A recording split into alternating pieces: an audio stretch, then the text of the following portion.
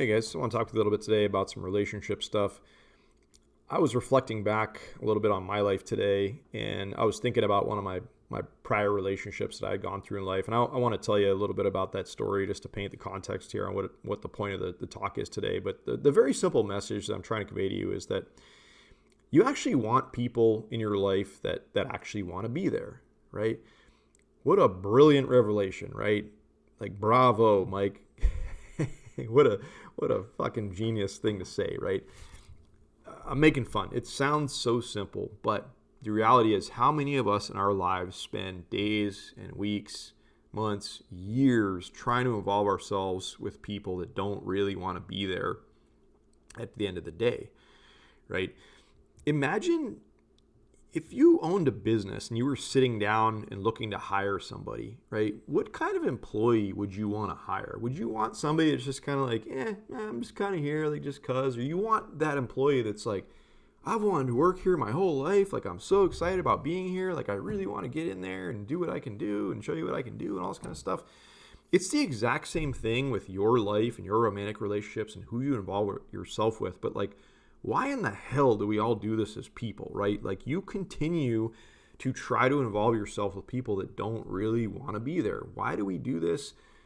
It's a funny thing. We have our reasons that we're drawn to people for different things. You know, for us as guys, a lot of times it's looks, but for women, it's, you know, the guy's charisma or the guy's like whatever. But in all these instances, I think there's elements of these things that you could pull out where you could like very very solidly justify that you're like, that is not a person that really wants to be in my life. That is not somebody that really truly wants to be there. They're just here for some reason, right? They're kind of 1 foot out, 1 foot in, 1 foot out. They're just like here just cuz, like, who knows like why the hell people do that. But like, it's a very different situation when you interact with somebody that acts like that towards you, right? Like, theoretically, the most optimal thing would be like somebody, you know, wanting to be in your life just as much as you want to be in theirs.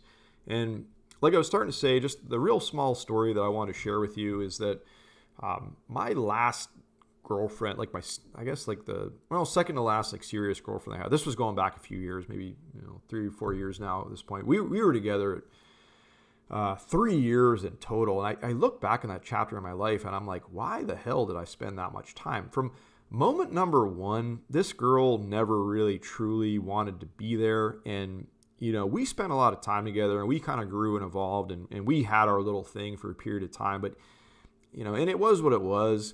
But even the day that I was checking out of that relationship, like 3 years later, I was looking back at the whole thing. I'm like, you know what? The whole time along, it just never felt like she really wanted to be here.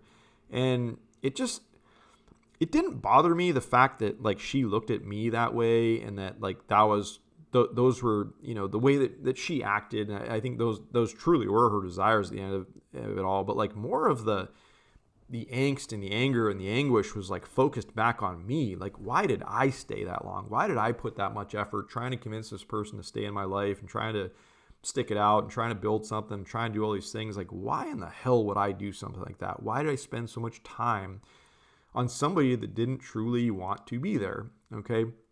And I'm not mad at myself. I mean, at the end of it all, that was a huge, huge learning experience. And that's just like the part that I'm hoping that you guys can gain a little bit of wisdom and knowledge from by listening to something like this. But like I said, it goes without saying, you want somebody that actually wants to be there, but we all get into the clouds. We all get off into the weeds, and we all get into these situations where we're with somebody that doesn't really want to be there, and we do what we do to keep them around. We do, you know, all sorts of crazy, stupid, dumb things.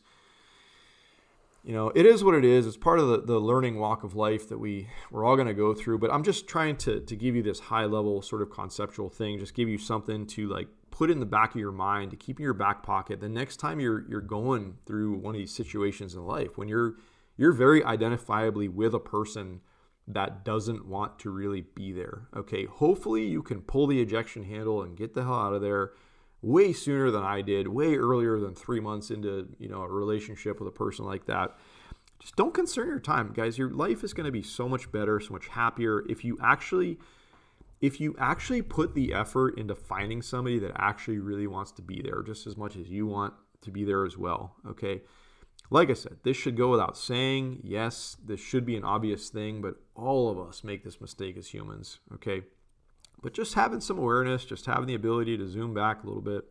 Hopefully you can analyze your situations in a little bit different manner as you move forward, and hopefully you don't have to waste the years of your life, the days of your life, the weeks of your life, whatever it is, on these types of people, okay? And they're out there. There's a lot of them out there. And the sad thing is there's probably more people out there that don't really want to be there than there are actually the ones that do want to be there. And I know that sounds like that sounds kind of negative, and I'm always talking about abundance mindset. I don't want this to like cast over that, but I'm just trying. I mean, there's always going to be plenty of people out there that do want to be in your lives, right?